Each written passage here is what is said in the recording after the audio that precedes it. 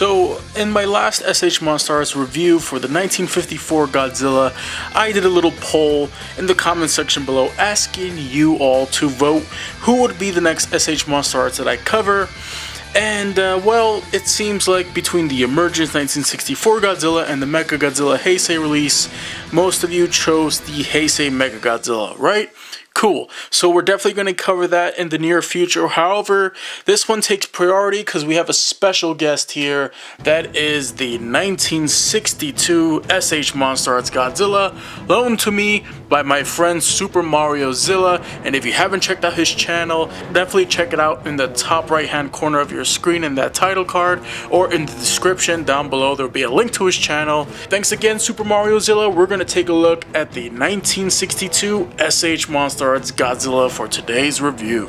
Unfortunately, this was one of the ones that I missed out on, so I wasn't able to get a review out, or so I thought. Thankfully, he lent me his, and I can review him. So first, let's take a look at the box of this guy. He was a Bandai premium web shop exclusive, I guess. And I mean, look at the box. He's got that claw mark box with a light sky in the background and a nice promotional shot of the figure.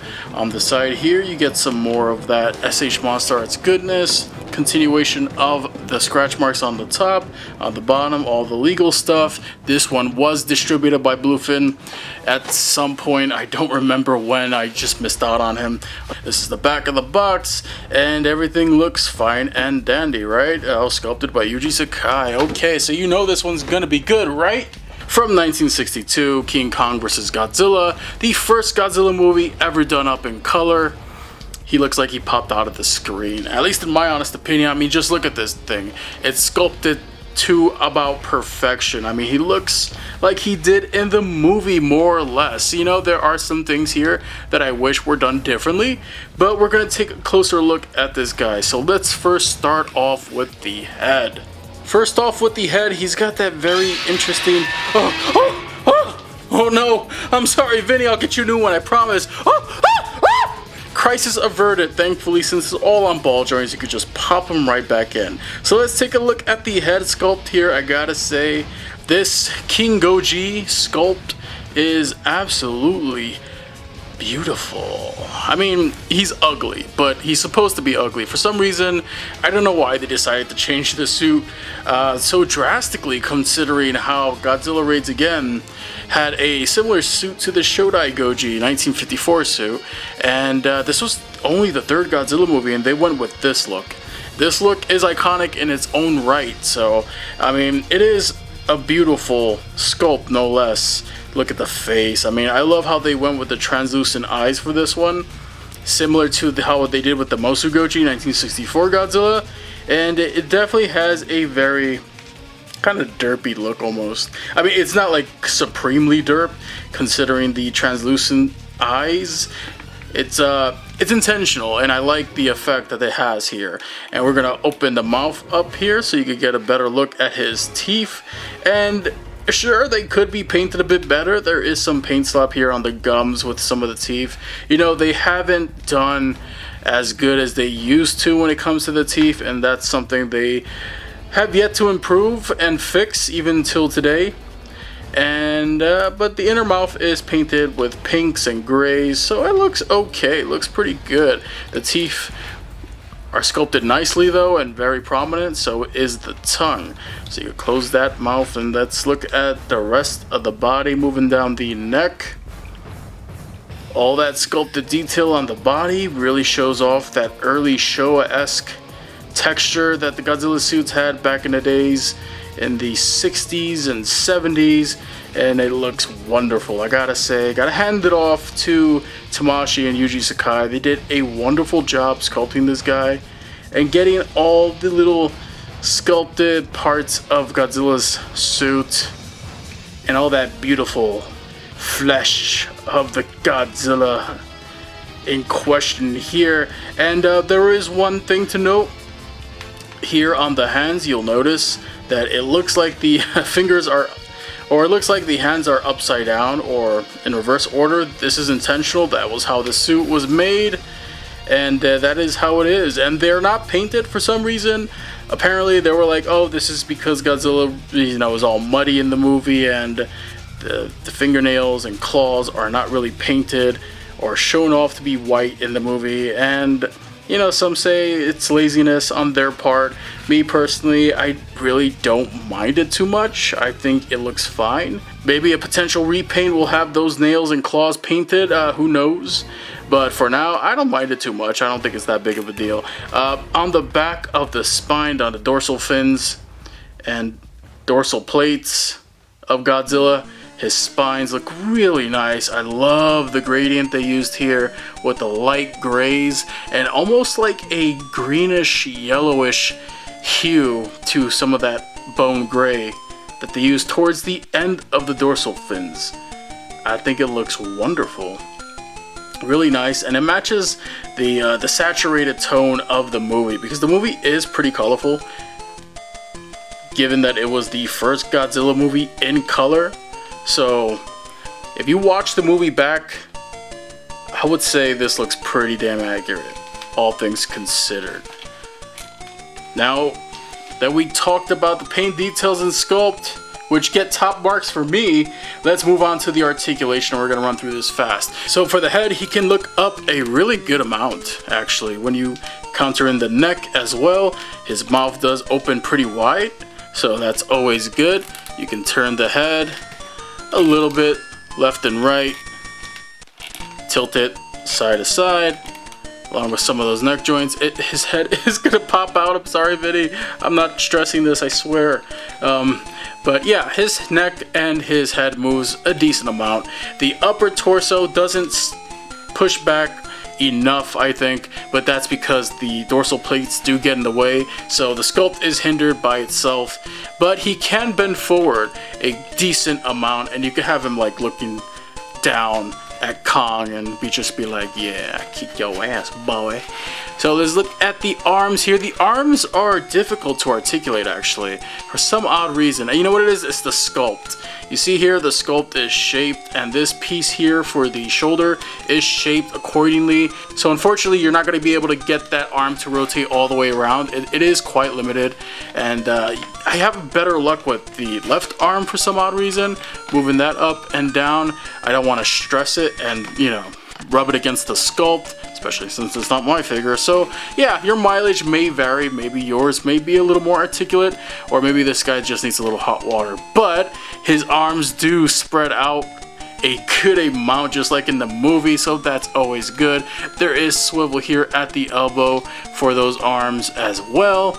There is bend at those elbows, of course, and the hands are on ball joints, so they do rotate, and they can hinge a little bit as well, but not too much. Now for the legs can spread apart a good amount as well. Rotation a little bit at the thigh, swivel, so that's always good. There is a nice bend at the knee, so that's always good as well. Swivel at the knee, and of course for the foot, a decent amount of articulation there. And the tail is articulated really nice right now, and look at that.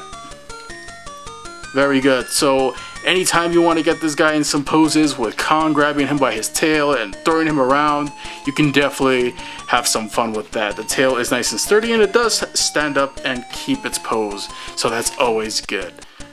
It is a bit of a shorter tail, but alas, this is a Showa Godzilla, so his tail wasn't really that long to begin with. Now, in terms of accessories, what do we got? Well, this King Goji does indeed come with accessories.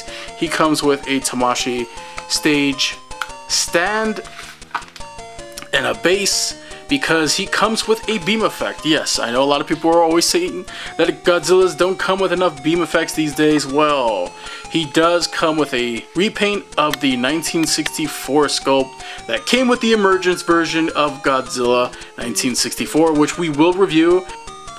Alright, so it's pretty much the same exact sculpt. On the bottom we have the 1964 Emergence version beam effect, and on top we have the 1962 version.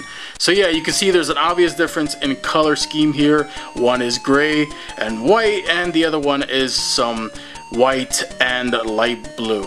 Which one do you prefer? Me personally, I like the one that comes with Emergence version.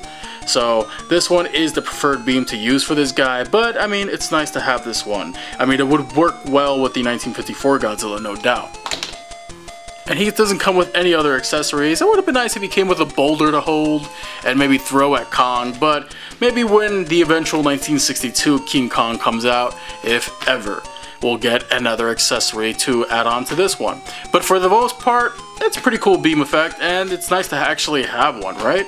Now let's move on to size comparisons.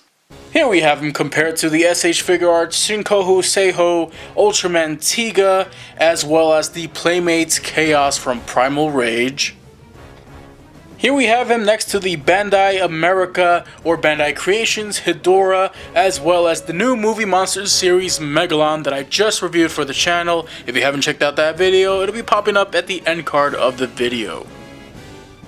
Here we have him to his predecessor and successor, the 1954 SH MonsterArts Godzilla, as well as the 1964 Godzilla from Mothra vs. Godzilla. Now, I reviewed both of these on the channel as well, so you're going to see that in the end card with the SH MonsterArts playlist if you're interested in those videos.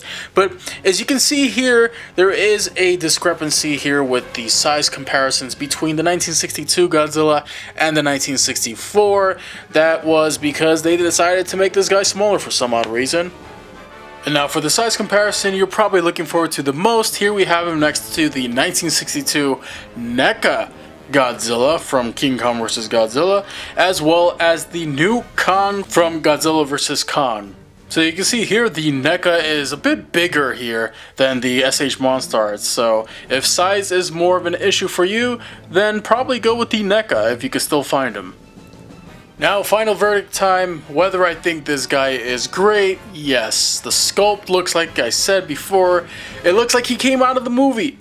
I think he looks amazing. What a wonderful job Yuji Sakai did here, and Tamashii, hats off to you for doing a good job with very minimal QC issues. Like I said, some paint slop around the teeth, but this is one of the better ones. I like the use of translucent material for the eyes. The lack of paint might drive some people away when it comes to the claws, but it doesn't really bother me that much. He comes with a beam effect, so that's always a plus, and the only downside I would have to say to this guy is his current price. Unfortunately, you're at the mercy of the aftermarket since he is unfortunately one of those exclusives. So if you are a huge fan of King Kong vs. Godzilla or any of the Showa Godzillas, and you definitely must have this King Goji, then be prepared to spend over $150 for this guy. I'm not really sure what the current going rate is, but I'm pretty sure I'm not too far off the mark with that one.